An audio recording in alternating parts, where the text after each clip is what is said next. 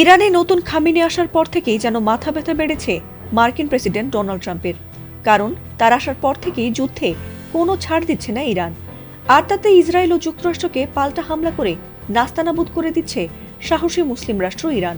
যদিও এই যুদ্ধে ইরানের বিরুদ্ধে পারমাণবিক অস্ত্র ছাড়া সব ধরনের আধুনিক অস্ত্র ব্যবহার করে ফেলেছে ট্রাম্প, তবুও যেন কিছুতেই দমানো যাচ্ছে না ইরানকে। তবে শেষ অস্ত্র হিসেবে যখন ইরানে পারমাণবিক অস্ত্র ব্যবহারের কথা ভাবছে ট্রাম্প, ঠিক তখনই বিষয়টি জানা মাত্রই গর্জে ওঠেন উত্তর কোরিয়ার শক্তিশালী নেতা কিম জং উন।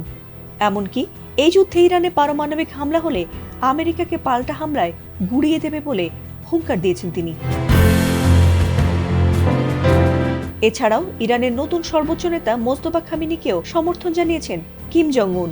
একই সঙ্গে তিনি মার্কিন যুক্তরাষ্ট্র ও ইসরায়েলকে অবৈধ ও শান্তি বিনষ্টকারী বলে কঠোরভাবে নিন্দা জানিয়েছেন। তবে নতুন খামেনিকেও সরিয়ে দিতে তার উপর হামলা চালায় ট্রাম্প, আর তাতে তিনি প্রাণে বেঁচে গেলেও আহত হন। আর সেটি মোটেই মেনে নিতে পারেনি উত্তর কোরিয়া। আর তাই আমেরিকাকে নিজেদের বিধ্বংসী রূপ দেখাতে এবার শক্তিশালী মিসাইল ছুড়লেন কিম জং উন। আর তাতে অনেকটাই চাপের মুখে রয়েছে যুক্তরাষ্ট্র ও ইসরায়েল।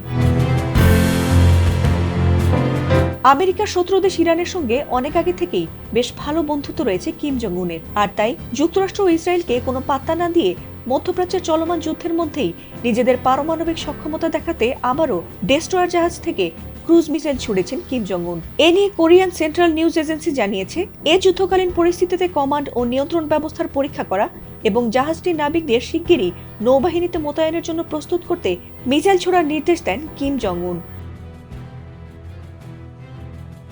গত সপ্তাহে যুক্তরাষ্ট্র ও ইসরায়েল ইরানে হামলা চালানোর পর বিশ্বজুড়ে পারমাণবিক সক্ষমতা নিয়ে বাড়তি নজরদারির মধ্যেই উত্তর কোরিয়া এই পরীক্ষা চালালো।